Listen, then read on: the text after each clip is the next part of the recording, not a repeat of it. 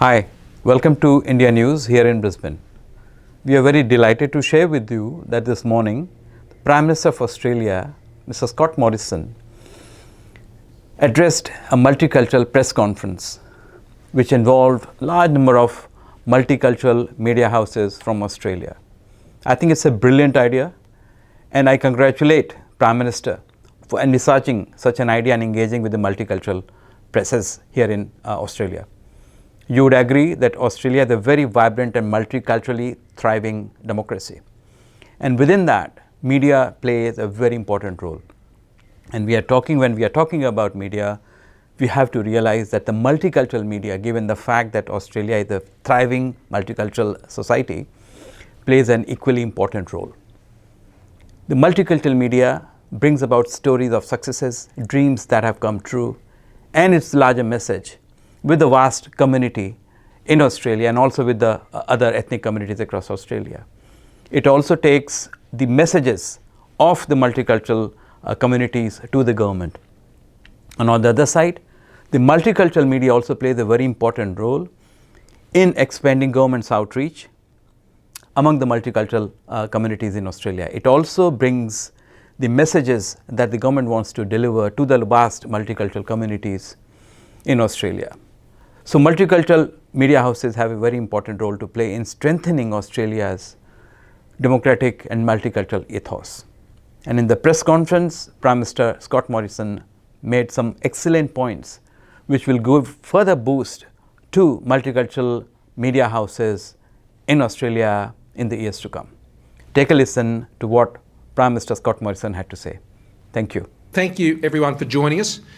What I was just saying was that Australia, as you all appreciate, is the most successful multicultural nation on earth. We are the most successful immigrant nation on earth. Hundreds and hundreds of different nationalities, cultural and language groups have been brought together into Australia to make us the strong nation we are today. Immigration has been a key pillar of our economic success and social success in the past and will continue to be, and is a major part of our future. We lead the world in social cohesion. We lead the world in successful immigration programs.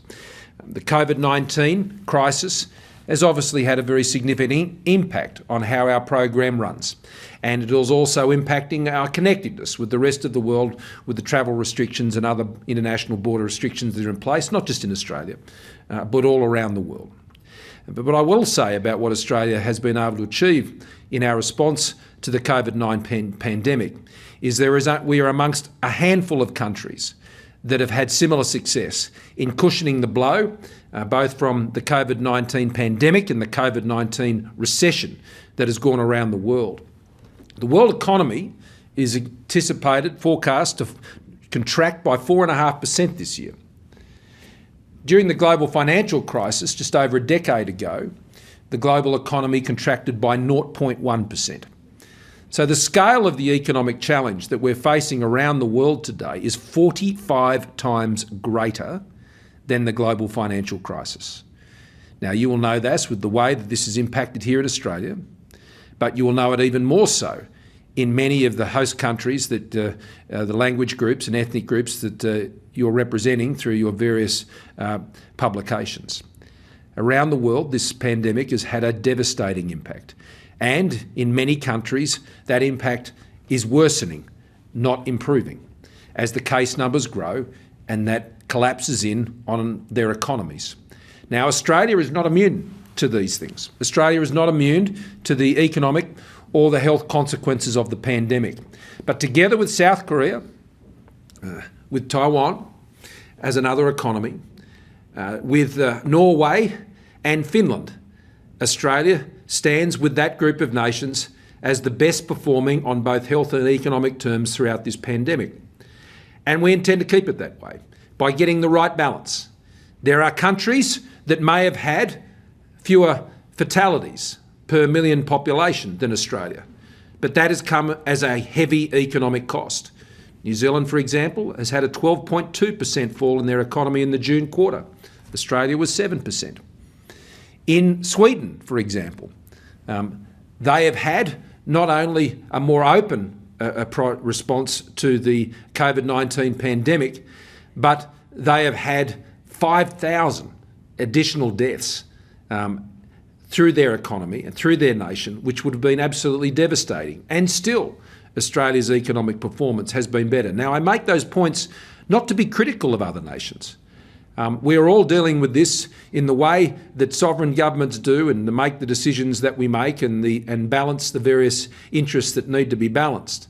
But I make the point that Australia is, together with just a handful of nations, coming through this crisis better than most around the world today. Now, in this budget, we are doing three things to address the economic challenges that we face that are on an historic scale.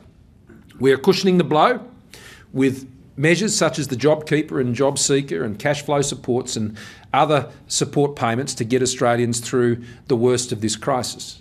And those measures continue in this budget. Secondly, we have an economic recovery plan to take back what has been lost. Already we've seen 760,000 jobs come back. 760,000 just in the last few months. And that is jobs that were lost or jobs that were reduced to 0 hours. And so we're pleased with that progress, but there is still a long way to go. And in this budget, we bring forward some important plans. We bring forward stage 2 of our tax plan that will put $1,000 additional this year in the pockets of those up to earning up to about $90,000 a year.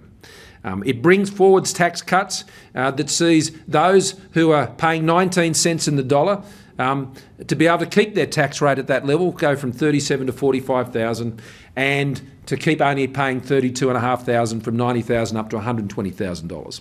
This was part of our income tax plan that we outlined some time ago, and we've brought those proposals forward. We're also bringing forward, through our investment incentives, investment decisions that will be made by business through our investment allowance, which allows businesses up to with a turnover of $5 billion a year to immediately expense their capital investment. On top of that, we're allowing COVID losses to be offset against past profits, against past tax paid.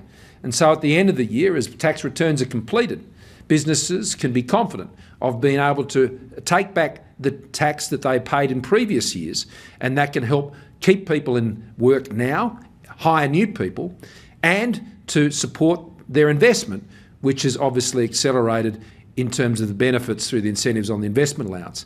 But it's also done through bringing forward decisions to hire people through the JobMaker hiring credit. Another incentive, another initiative designed to get particularly young people back to work.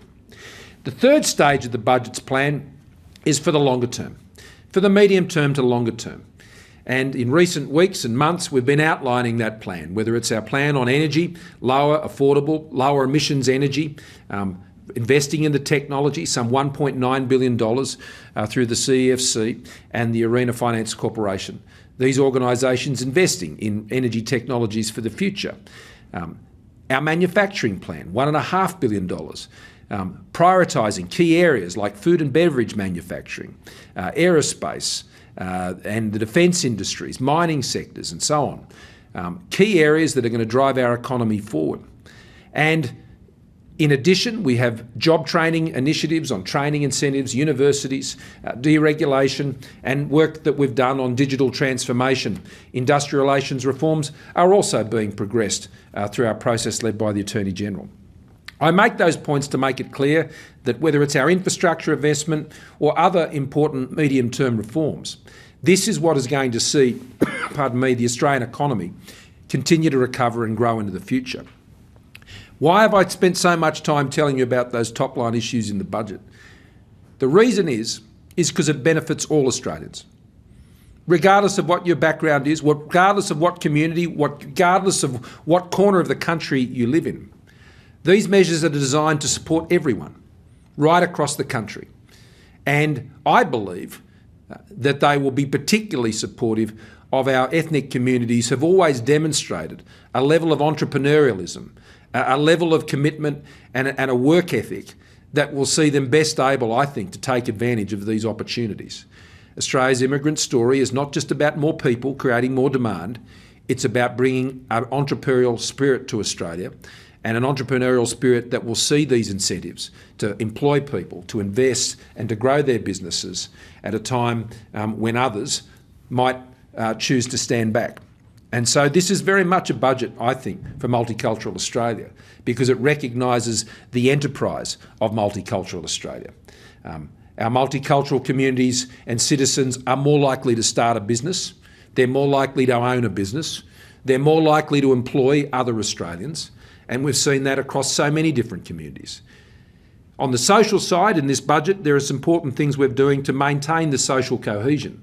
As we keep our country together, then our country will be more prosperous. And there are important things we need to do. We need to ensure that language media is available, so all Australians, regardless of their background, can understand what is occurring in their country. As patriots, they'll be keen to understand the policies of the government. They'll be keen to understand the programs that are available. And we're investing in more, ensuring that Australians of so many different backgrounds can understand what's available to them and how they can move their own life circumstances forward. But in addition to that, it's also about giving them the tools. The changes we've made to the Adult Migrant English Program, the AMEP, removing the constraint on hours, removing the constraints on time. Being able to learn English in Australia is a vital tool for social and economic inclusion. Doesn't matter what country you go to. If you're unable to engage in the first language of that country, and in Australia that is English, then you will have your opportunities limited in this country. Not by the government or not by anyone else, but by language challenges. And we want to try and remove those barriers. That's not to deny the other languages that are spoken. We encourage it. It's part of our multicultural society.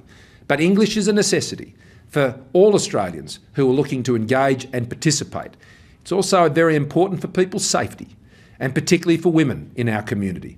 We want women, in particular through our AMEP program, to ensure that they can learn English and they can be aware of what their opportunities are and what their rights are and what their protections are in this country. And so the changes we've made to AMEP are very important. The last area I wanted to draw attention to was the changes that we're making to the partner migration program for this year. Now, you will know that the COVID-19 recession means that restrictions are in place on how people can move. That will have an obvious impact on who can come to the country in the short term. Now, the borders will eventually be lifted when we're in a position to do that, and Australia won't hesitate when it's safe to be able to do that. But for the foreseeable future, that will be a big challenge. I don't think that comes as any great news. But what we have decided to do, given there will be vacancies in the program that we might ordinarily go to other visa classes, we're creating another 30,000 places in the partner program this year. That will be an important opportunity to get through, I think, what has been a frustrating backlog for many Australians who are seeking to have their partners to be able to come and get visas and ultimately become Australians. So we see this as an opportunity to ensure that more Australians become Australians, both through the visa program and then ultimately through citizenship. So with that, I think I might leave it there and happy to take questions.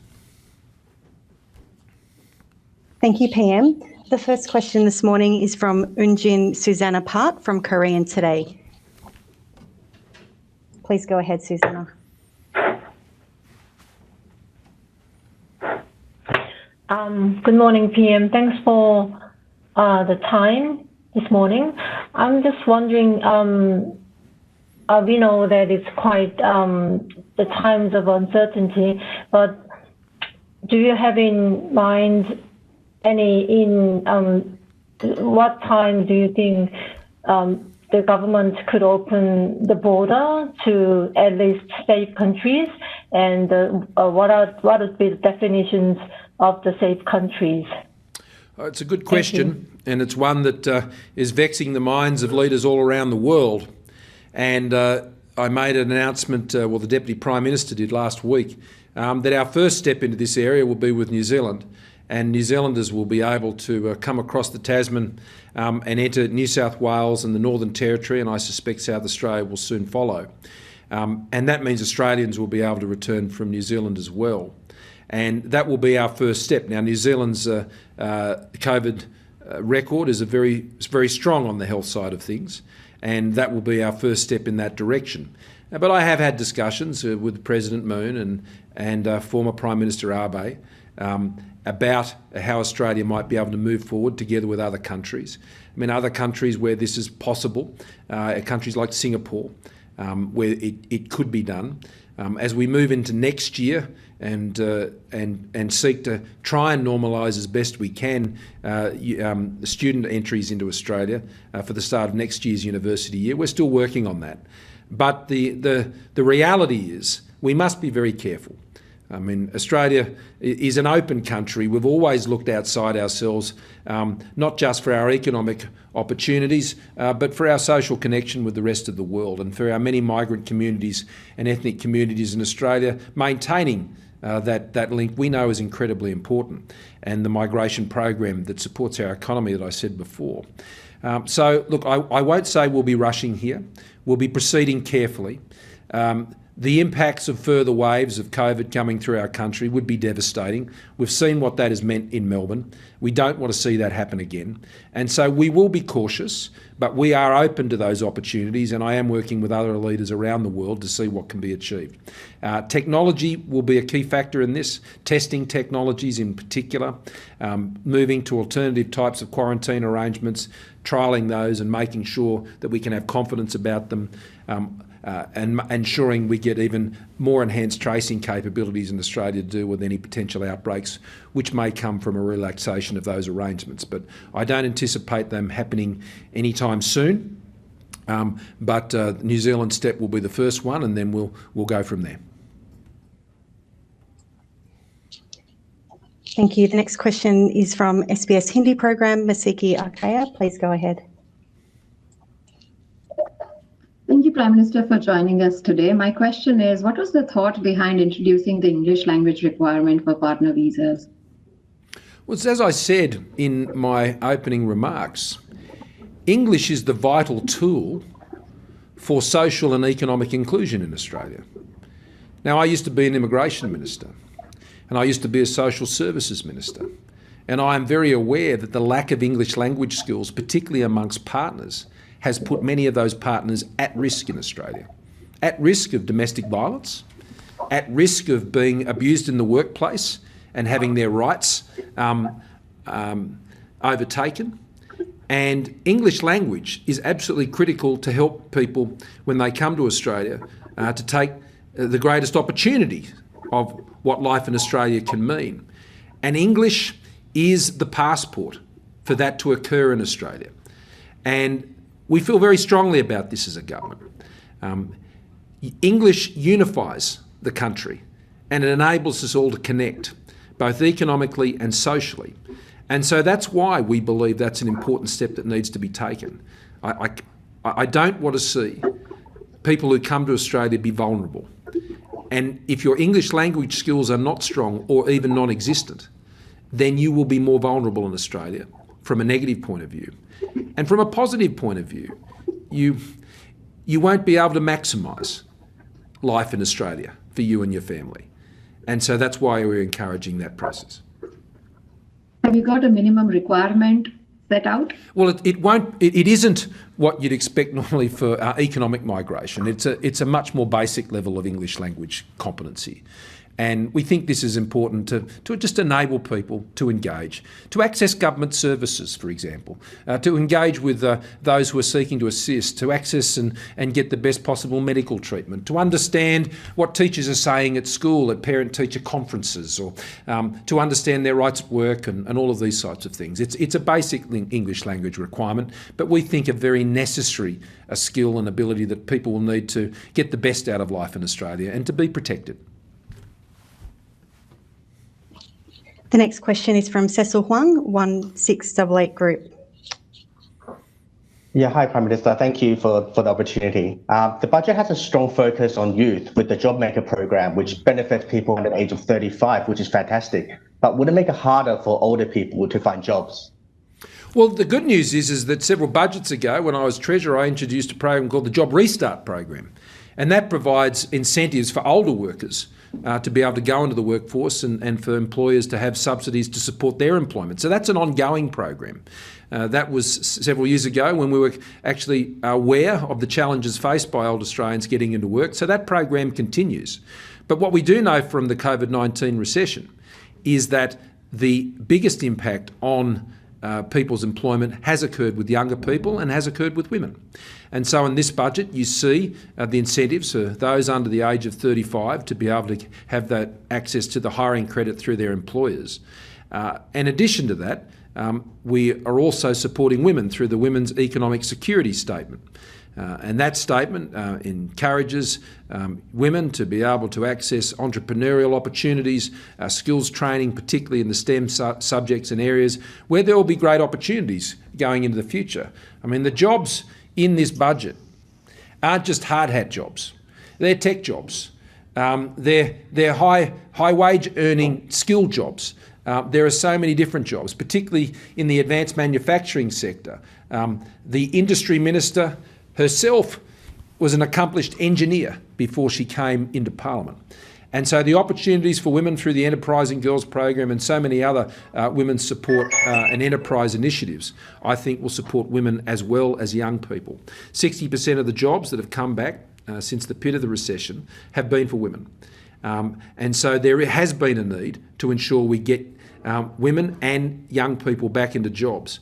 Our experience in this country, and I'm sure to be true in other places, that if young people lose a job or don't get into a job, and they remain in that situation until their early 20s, by about 24 to 25, then their likelihood of remaining on welfare well beyond that and potentially over their lifetime is greatly increased.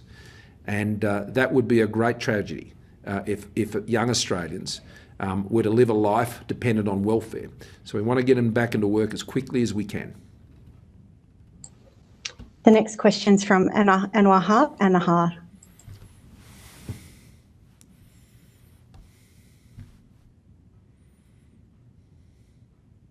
We also know that you are very capable of overcoming all the damage it has caused. Your achievements are superb. Could you give us an idea about the long-term effect of this virus on the Australian economy? Well, thank you, Anwar, my good friend. It's good to see you. Good to see you looking well as well. Thank you. Anwar, the COVID-19 virus, most lasting impact on Australia, I anticipate will come through the impact on the global economy. How the global economy ultimately recovers will put a lag on and a limit on everything that Australia can achieve. And what we are doing is to get our economy moving again, open up our economy again safely, and try and restore as much as what has been lost and, as I said, set us up for the future. This recession caused by this pandemic will be very different to other recessions.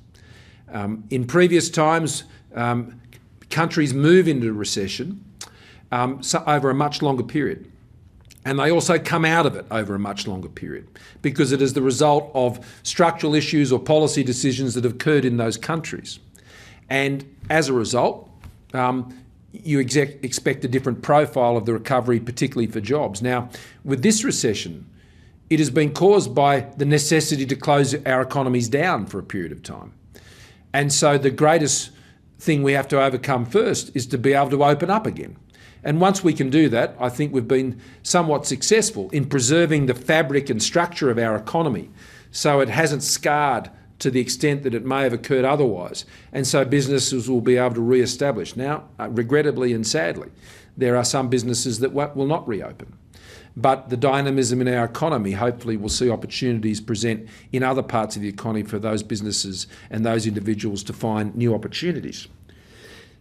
The flip side of that, though, Anwar, is that the global economy, let's say, for example, when we came out of the early 90s recession, while there were still very difficult times globally, nothing like what we're seeing here around the world today. And the global sector, just like during the GFC, with the Chinese economy being so strong, the single most important thing that actually took Australia through the GFC was actually the Chinese economy. Now, that's not happening to the same degree as it did on that occasion. While China remains in growth, and that's welcome, the level of growth will not be what we saw from China during the GFC. And so Australia will have to combat some very strong global headwinds, I think, even once we're able to get our economy back into a growth phase. And that will limit it. But importantly, Anwar, there won't be the corrosion of our business infrastructure. There won't be the corrosion of skills. There won't be the scarring that can occur in the labour market. And so I think the way we've been able to manage this has meant that our economy can come through in a stronger position to restore and to grow again. But we will be limited by how well the rest of the world does and how we open up to it again, both in a trade and in goods and in services again, and tourism and education and all of these other service areas, which are very important to our economy. Our challenge will be to see those grow again in an international context. So there are pluses and minuses compared to previous recessions. Our business infrastructure, I think, will be stronger and more resilient as a result of what we've done over the last 6 months, but we will still face some very stiff headwinds for some time to come because the rest of the world is not faring as well as Australia. The next question is from Shivendra Singh, Punjab Times. Yes, hi. Although you've announced $18 billion in funding for higher education institutions to support both universities and higher education providers, it doesn't seem like it's enough to offset the $40 billion brought in by international students each year. So when do you foresee the return of international students to Australia, perhaps through quarantine arrangements? Well, that's something we're working on right now. There are 2 pilots that the state governments and territory governments are running in the Northern Territory and South Australia now. I think that will give us a good guide as to what can be achieved between now and the start of next year's university year. And I think there are a lot of practical options that can be put in place between now and then that would hopefully see us take the opportunities that we can. We'll be careful about it. We obviously want to see that element of our economy return to growth. And I think much of that is possible. Universities have taken decisions about international students now for some time, and there's always been business risk attached to that. And the government doesn't self-insure the university sector for the business decisions that they make. But what we have done in this budget, for example, is to ensure that where that revenue may have supported research activities, we've put an extra $1 billion into research in universities in this budget to ensure that core research and other important research continues. There's almost $450 million we've put into the CSIRO as well to mitigate the impact of corporate revenues that go into the CSIRO to ensure that that research capacity continues. This is necessary because it feeds into things like our advanced manufacturing and modern manufacturing initiatives. And we want to see that graduate intake and the undergraduate intake, which can feed these dynamic sectors of our economy, continue into the future. Now, that will be from Australians who are born resident here, but it'll also come from those who have studied in Australia and with the additional work rights that apply after the completion of their degrees. That will continue to be an important part of how our economy works and we access the skills that we need. So it will take some time, I think, to get back to some form of COVID normal with international students, and we're not going to put the recovery at risk by acting with undue haste in those areas and not protecting against the potential health impacts that could come. We would have to make sure that those arrangements are effective. But there's no lack of willingness on the government's part to see that occurs. That also has to be balanced up with the fact that we need to get existing Australian residents into jobs. And that means that when students come, they obviously have work rights that are attached to while they're studying. And that needs to be weighed up with the high levels of unemployment that we're seeing at the moment. And we need to see those Australian residents getting back into jobs as well. But I'm optimistic, but cautious. Thank you.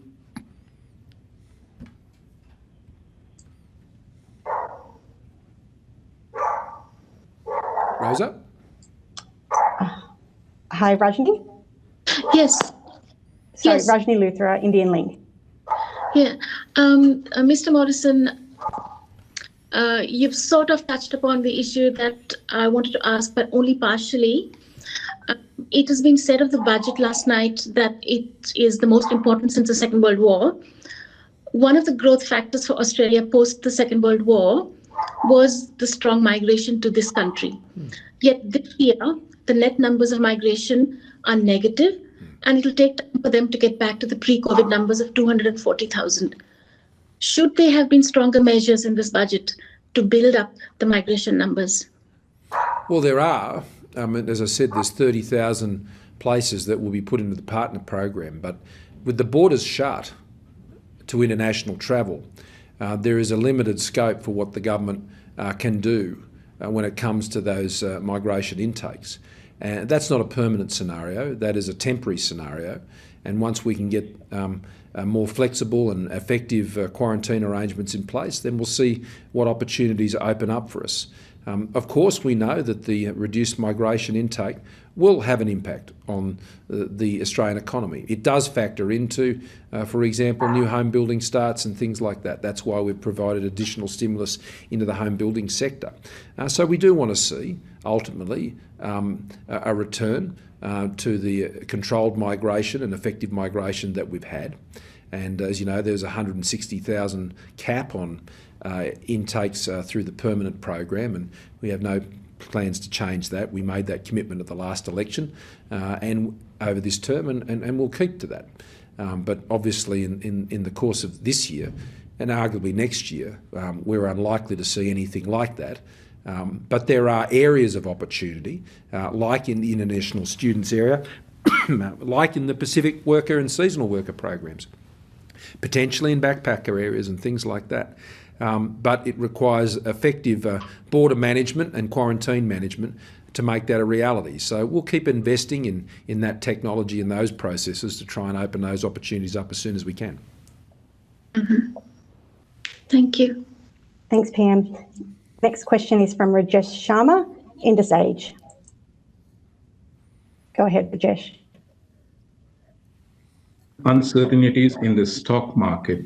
Self-funded retirees are facing significant potential reduction in retirement income over a prolonged periods. How does this federal budget proposal reassure the self-funded Australians and their life after retirement is secure?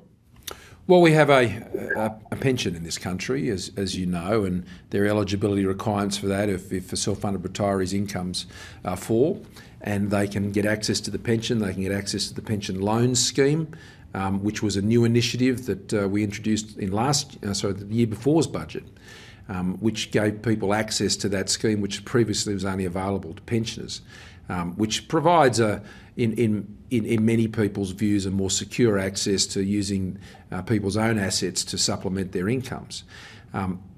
Now, in addition to that, the most effective thing we can do to support those who live off their investments and who have provided for their own retirement is to ensure that their economy that they're investing in is stronger, and for the businesses that they've put their savings into to be able to be more profitable and more successful. And so whether it's the ability to write off COVID losses in this year against previous incomes, or the investment allowances, which are significant over these next 2 years, these things will support better returns from their portfolios. And growing our economy will be a key part of supporting them in their retirement. The pension is there as a safety net in Australia, and that will be there for those who need it. But for those who don't qualify for the pension because their income is greater than that, we will continue to do all we can to ensure that their incomes are stronger in the future because of the economy that they're investing in. We've also changed the deeming rates and updated those to reflect current conditions. We've changed the minimum drawdown requirements for those who are concerned about eroding their capital base during a time of recession like this as well. So we've sought to give greater flexibility to those who are self-funded retirees, and then just work to strengthen the economy to ensure that they're able to achieve the returns that they would hope to. The next question is from Suzanne Hourani, Radio Tomorrow. Go ahead, Susan.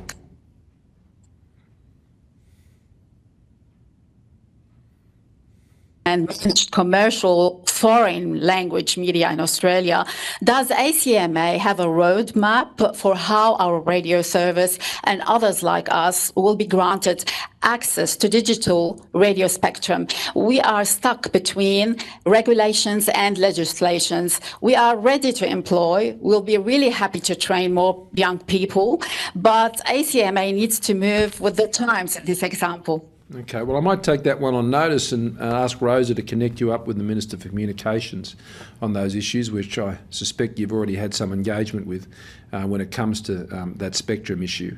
There are quite a number of reforms going on in the media space at the moment. It's a very difficult time for media, not just with the COVID-19 recession, but also the significant impacts that are being felt in the media industry when it comes to the activities of large internet-based platforms and social media platforms and the like, which have been eroding the advertising base for media, small and large, now for some period of time. The Minister for Communications, Paul Fletcher, is very aware of that, and he's leading some important reforms in that area now, and that relates to spectrum and various other matters. So I might leave that for you to follow up with Paul. Thank you, Prime Minister. PM, we've come to time now. Okay. Thank you very much. Well, thank you all very much, and I appreciate you spending the time with me today, and I look forward to us being able to do this on other occasions. Thank you very much, Rosa. Thanks for pulling all that together. Thank you, everyone. Thank you, Prime Minister. If you like this video, please press the like button.